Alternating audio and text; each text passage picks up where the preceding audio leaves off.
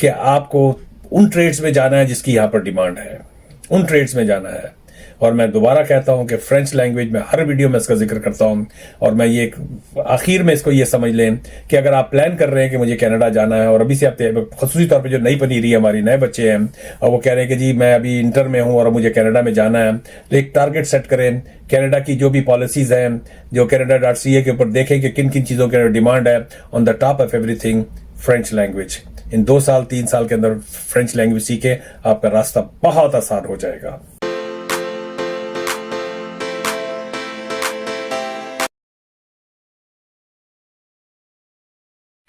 जी where, ये मैं video बना रहा हूँ कि जो तेज़ी से कनाडा के जो इमिग्रेशन सिस्टम है उसमें जो चेंजेस आ रही हैं उसके बारे में ये वीडियो है। तो क्या बदलाव आ रहा है, और ये वीडियो उन लोगों के लिए जो कनाडा के तेज़ी से वो प्लान कुछ करते हैं, सोचते कुछ है और थोड़े दिनों बाद लॉ जो है वो चेंज हो जाता है, और लोग काफ़ी इसकी वजह से काफ़ी परेशान हैं। और पिछले 2 बरस के अंदर, जस्ट लास्ट 2 years, इस मुल्क का पूरा तरीक़ेकार तेजी से बदल रहा है। नई पाबंदियां लग रही हैं, there are some new restrictions. जो पहले जिस तरह लोग आ रहे थे वो रास्ते सब बंद हो रहे हैं। तालीमी इजाज़तनामे, द स्टडी परमिट्स वगैरह जो थे, स्टूडेंट वीज़ा जो थे वो कम कर दिए गए हैं, और एट द सेम टाइम जो टेम्परेरी रेजिडेंट परमिट जो भी होते थे, TRP जो भी थे, उनको बहुत ही लिमिटेड कर दिया गया है, और आपको अपनी रेजिडेंस लेना इंतहाई मुश्किल हो गया है, इंतहाई मुश्किल है। और सवाल ये पैदा होता है तेजी से तब्दीली क्यों आ रही है। The question is why is getting so fast. The government के ऊपर किस किस्म का प्रेशर है, और जो सबसे बढ़कर जो मेन चीज है कि 2025 से लेकर 2028 तक के जो इनके नए अहदाफ आए हैं, जो नए टारगेट्स आए हैं, तो इमिग्रेशन का एक नया चेहरा क्या होगा।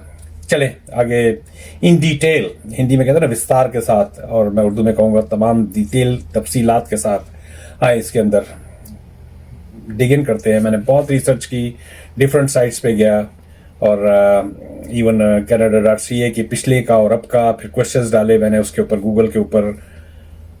तो मुझे जो है ना जो सही सूरत हाल मिली उसको मैंने बुलेट पॉइंट्स में लिखा हुआ है, तो इससे पता लगेगा कि सही सच क्या है। चले तब्दीली की असल वजह क्या है। तो व्यूअर्स, ये बड़ी तब्दीली 3 बुनियादी वजह से पैदा हुई। सबसे पहला जो इशू आया था वो यहाँ की हाउसिंग मार्केट थी, रिहाइश का बहरान। घर कम थे, नए आने वाले ज्यादा, जगह की कमी बढ़ गई, किराए आसमान को छूने लग गए। And it was true. जो कट आया है उसके बाद से अब किराए ड्रॉप होने शुरू हुए हैं, प्राइसेस ड्रॉप होनी शुरू हुई है हाउसिंग की। कुछ इलाकों में 30%, कुछ इलाकों में 10%, कुछ इलाकों में 5%, depending on regions and all that areas. खसूसी तौर पे जो हार्ड हिट एरियाज है उसमें ओकविल है, हमारा मिसागा वगैरह का जो है। और इसकी वजह क्या थी, क्यों सब कुछ हुआ? तो उसकी वजह ये थी कि इससे पहले जो था आबादी में अचानक इजाफा हुआ था। फ्लड गेट खुला हुआ था जस्टिन ट्रूडो की गवर्नमेंट ने, उन्होंने क्या खोलना था, और लाखों के हिसाब से टारगेट 6-6 लाख का टारगेट दिया हुआ था कि जी 2023 में इतने आएंगे, 2024 में इतने आएंगे, 2025 में इतने आएंगे। और उसकी वजह से आबादी में अचानक इजाफा हुआ।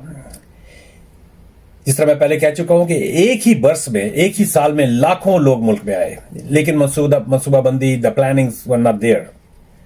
नतीजा ये निकला कि transportation, hospitals, even there was a lot of pressure in hospitals, school, colleges वगैरह में ये हालम हो गया था। जो कमरा 40 कमरों बंद, जो ये प्राइवेट कॉलेजेस वगैरह थे जिन्होंने स्टडी परमिट के ऊपर बहुत सारे बच्चों को यहाँ पर बुलाया था, स्टडी परमिट के ऊपर जो फ्लड गेट खुला हुआ था, तो एक एक क्लास के अंदर जहाँ 40 बंदों की गुंजाइश होती है वहाँ 100 लोगों को इन्होंने एनरोल किया हुआ था। They made millions of dollars in that.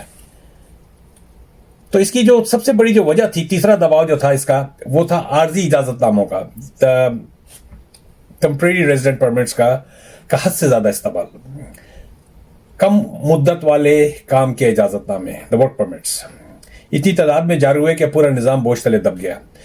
तो देन गवर्नमेंट इवेंचुअली सा कि अगर रफ्तार कम ना की गई, if the speed of coming people in this country is not slow down, तो मुस्तकबिल का पूरा तवाज़ुन बिगड़ सकता है। तो उसके बाद उसकी वजह से उन्होंने ऑल ऑफ ए सडन एकदम ही जो है ना सख्त फैसले करने शुरू कर दिए। अच्छा, तालीमी दाखिले क्यों कम हुए? सबसे पहला बड़ा कदम तालीमी इजाजतनामों में जो स्टडी परमिट्स में कमी की सूरत में आया।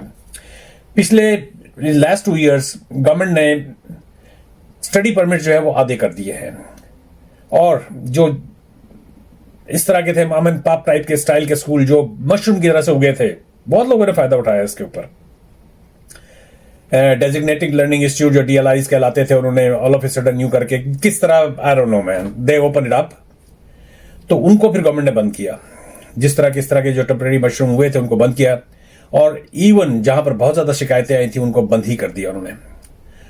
और हर सूबे को अपने हिस्से के महदूद दाखिले फिर देने पड़े, यानी लिमिटेड उसके अंदर उन्होंने कर दिया। उसके 3 बड़े सबब थे: रहाइश की कमी, कम मुद्दत वाले काम की गुंजाइश का दबाव क्योंकि काम मिल नहीं रहा, और कमजोर जो वीक जो मशरूम काइंड ऑफ जो DLIs खुले थे उनका जो नाजायज इस्तेमाल हुआ था, उसकी वजह से ना उनको ड्रास्टिक फैसले करे। अब आइंदा आने वाले जो 3 या 4 साल हैं उसके अंदर तालीमी रास्ते बहुत ही इन्होंने लिमिटेड कर दिए, कट डाउन कर दिया, 50% कर दिया। अब इंडिया से वीजे एक आध जो मेरे साथ के लोगों ने काम किया हुआ है कर रहे हैं, बल्कि उनका वीजे लग ही नहीं रहे हैं। पहले तो इस तरह था कि बस थी, हमें जिस तरह नहीं होता बदामी बाग पे फैसलाबाद की आवाजें लग रही होती थी, तो उस जमाने में कनाडा की आवाजें इस तरह लग रही थी। तो उन्होंने इसको सबको जो है उन्होंने खत्म कर दिया। और इसी तरह एट द सेम टाइम जो ये टेम्परेरी रेजिडेंट वर्क परमिट थे, TRC जो कहलाती थी, टेम्परेरी रेजिडेंट कार्ड्स वगैरह जो थे, अभी वर्क परमिट जो होते थे, उनको भी इन्होंने काफी हद तक कमी कर दी है। तो कुछ इंडस्ट्रीज जो थी वो ये टेम्परेरी, उनके ऊपर जो इंडस्ट्रीज था उसके ऊपर बहुत ज्यादा था भरोसा कर रही थी। तो हुकूमत ने यह फैसला किया गैर मामूली तादाद कम की जाए, सिर्फ जरूरी शोबों में, जिस तरह मैं पिछली वीडियो में मैंने जिक्र किया था कि only certain fields they left it open. उसके अंदर उन्होंने स्किल ट्रेड्स वगैरह का सिलसिला उन्होंने शुरू किया कि इसके अंदर हमें आदमियों की जरूरत है, otherwise we are not going to let everybody to come in this country. जिस तरह IT है, हेल्थ केयर है, इंजीनियरिंग से रिलेटेड कुछ है या कंस्ट्रक्शन से रिलेटेड, उसके अंदर इन्होंने किया। और जो परमानेंट रेजिडेंसी का अमल उसको उन्होंने स्लो डाउन कैसे किया। पिछले बरसों में मुस्तकिल रहायशों के दरखास्त गुजार जितने भी थे इतने ज्यादा हो गए थे, दफ्तरी पूछ जो इमिग्रेशन सिस्टम था वो बिल्कुल जिसे कहते हैं ना कि ओवरफ्लो करने लग गया था। तो वो इतनी ज्यादा उनकी जो यहां पर है ये मुस्तकिल राइट परमानेंट रेजिडेंसी का, कि वो उसको हैंडल नहीं कर पा रहा था, इमिग्रेशन सिस्टम जो उसको हैंडल नहीं कर पा रहा था, बहुत ज्यादा एप्लीकेशंस बढ़ गई थी और the government resources were shortened. उसकी वजह से इमिग्रेशन जो IRCC का जो डिपार्टमेंट्स है जो काम कर रहे थे वो दैट वर टोटली कोलैप्स्ड, और उनके ऊपर पाइल अप और तमाम एप्लीकेशन जो है स्लो डाउन होनी शुरू हो गए, उनके बार लगने शुरू हुए। अब हुकूमत चाहती क्या है? हुकूमत ये चाहती है कि सिर्फ तादाद ना बढ़े बल्कि मायार बेहतर हो। इसलिए मुस्तकिल रिहाइश के रास्ते मजीद चुनाव और स्ट्रिक्ट स्क्रूटनी और जांच पड़ताल के साथ सामने आए। अब देखते हैं कि आगे क्या नाम है जो नेक्स्ट 4 years है उसके अंदर क्या ये करने जा रहे हैं, इनका क्या आगे का प्लान है, मुस्तकबिल क्या है इनका। तो अब इन्होंने 5 बेसिक उसके अंदर रखा है, 5 पिलर्स इन्होंने बनाए हैं कि उसको मेंटेन करके ये चले। सबसे पहले उन्होंने ये कहा है कि चंद बरस तक आबादी की जो रफ्तार है उसको थोड़ा सा बैलेंस रखेंगे, ताकि तमाम निज़ाम जो है ना इनका पूरा हाउसिंग भी है, स्कूलिंग भी है, मेडिकल भी है, ये तारा जो है उसके अंदर एक बैलेंस वो हो। और जितनी अवेलेबिलिटी है रेजिडेंस की, घरों की जितनी तादाद, उस हिसाब से ये इमिग्रेशन को भी रखेंगे। और उन्होंने इसके अंदर ये किया कि जिस तरह भी मैं इससे पहले जिक्र कर चुका हूं कि ओनली स्किल ट्रेड के जो लोग हैं उनको ये बुलाएंगे। तो उसकी वजह से प्रेशर कहां पड़ा है कि अक्सर ये होता था जिस तरह के विजिट वीजे पे LMI लिया फिर आगे बढ़ गए, या आप पॉलिटिकल असाइलम के अंदर आए। तो उन्होंने ये तमाम चीजों के ऊपर, मेरी ये वीडियो बनाने का मकसद ये है कि मैं लोगों को एक आगाही इस तरह की दूं कि यहां पर अब जो है बहुत ही बैलेंस्ड किस्म की इमिग्रेशन हो रही है, और ओनली उन लोगों की इमिग्रेशन यहां पर है कि जहां जिनकी यहां पर उन हुनरमंद अफराद, वो स्किल्ड पीपल या वो स्किल्ड ट्रेड्स, उनको ही यहां पर आने दिया जाए। वो काम जिनमें फौरी फायदा हो सकता है, यानी इलाज, तामीरात, जिस तरह मैंने पहले कहा है, मशीनों का काम, नई टेक्नोलॉजी से वाबस्ता शोबे, इन सब को जो है ना ये प्रायोरिटीज देंगे। और एट द सेम टोकन पहले फेडरल इसको कर रहा था, अब इन्होंने इसको काफी हद तक शिफ्ट किया है प्रोविंसेस की तरफ, और तमाम फैसले जो भी होंगे वो प्रोविंशियल लेवल के ऊपर ज्यादा होंगे, मकामी जरूरत को देखते हुए ज्यादा फैसले किए जाएंगे। और इसके लिए इन्होंने शायद जो ये शार्प और ड्रास्टिक और ये जो क्विक फैसले किए हैं, इतने क्यों किए हैं, जिस तरह मैं पहले भी काफी बातें बता चुका हूं, तो और ये लोगों को पता भी होना चाहिए। मुल्क जो है ना, दो तरीके से दबाव में आता है। एक तरफ आबादी बढ़ रही है, घर कम है, इलाज और आमदरफ पर बोझ है, मुआशी खिंचाव बढ़ रहा है, तो दूसरी तरफ इस मुल्क को मुस्तकबिल में ज्यादा हुनरमंद अफराद की भी जरूरत होती है, यानी फौरी तौर पर सुस्त रफ्तार और तवील मुद्दत में ताकतवर बुनियादें। इसलिए फैसले सख्त भी है और तेज भी। तो किन लोगों के लिए यहां पर आना बहुत अच्छा है, किन लोगों को यहां पर आना चाहिए, और किन लोगों को कैनेडियन गवर्नमेंट जो है ना वेलकम कह रही है, इनमें जो प्रायोरिटी है वो फुल्ली स्किल्ड है। जो सर्टन उन्होंने कैटेगरीज निकाली हुई हैं, Canada.ca पे जाएंगे, आपको वहां से पता लग जाएगा। आए दिन उसमें चेंजेस आती रहती हैं, कुछ नई कैटेगरीज को इसके अंदर डालते भी रहते हैं, जिस तरह अभी फार्मासिस्ट और डॉक्टर्स को डाला था। इससे पहले जो जिस तरह हेल्थ केयर के अंदर है, या आपकी नर्सेज हैं, और IT से रिलेटेड सर्टन फील्ड्स हैं, या इंजीनियरिंग के अंदर है। और उन लोगों को ये इनवाइट कर रहे हैं जिनके पास प्रॉपर ना सिर्फ स्किल है बल्कि उनके पास उसका एक्सपीरियंस भी है। और उन लोगों को जिनको जो मॉडर्न टेक्नोलॉजी है, जैसे AI बिल्कुल एक करंट मिसाल है, इससे रिलेटेड लोगों की जानकारी है। मैं काफी इसके बुलेट पॉइंट्स मैंने लिखे भी हुए थे, तो इसके अंदर आखिर में जिस तरह यह है कि इलाज का शोबा है, ताबीरात है, मशीनों का काम है, लॉजिस्टिक्स से रिलेटेड है, और जो नई इंस्ट्रूमेंट्स वगैरह आते हैं वो इसके अंदर है। और किन लोगों के लिए ये प्रॉब्लम हो रही है, जो कमजोर, जो वीक, जो जिस तरह यहां पर DLIs थे उस पर भरोसा करते हैं, वक्ती और कम हुनर वाले जो काम करते हैं, you have to be on the top. English की एक बड़ी मसला है, मेरे वालिद साहब जो थे हमेशा कहा करते, बेटा there is always scope at the top. I was very little, तो अक्सर इस तरह की बात होती थी, अब्बा जी मेरी जब ग्रूमिंग किया करते थे, तो मुझे उनका लफ्ज जो है ना अभी तक मेरे दिमाग पे है कि बेटा when you will be at the top there will always be at scope for you. अगर बीच में अगर हजूम के अंदर हो गए तो कोई फायदा नहीं होगा। You have to create some niche in your skills. I don't know I am right explaining you the right way. तो आपको जो है ना अपने अंदर कोई ऐसी काबिलियत करनी है जिसकी, मैं यहाँ पर कुछ लोगों को जानता हूँ, लोगों को ले ऑफ भी हो रहा है, लोगों को ये भी हो रहा है, लेकिन वो हाफ ऑन हाफ ऑफ कर रहे हैं, जॉबों पे पकड़े चले जा रहे हैं, क्योंकि वो अपने आप को अपने प्रॉपर तरीके से उन्होंने जो जिस चीज की डिमांड है, IT रिलेटेड ही चले बात कर लेते हैं, उसके अंदर वो अपने आप को एक्सेल कर रहे हैं, अपने आप को अपग्रेड्स कर रहे हैं, नई नई चीजों को सीख रहे हैं। तो उन लोगों के लिए यहां पर,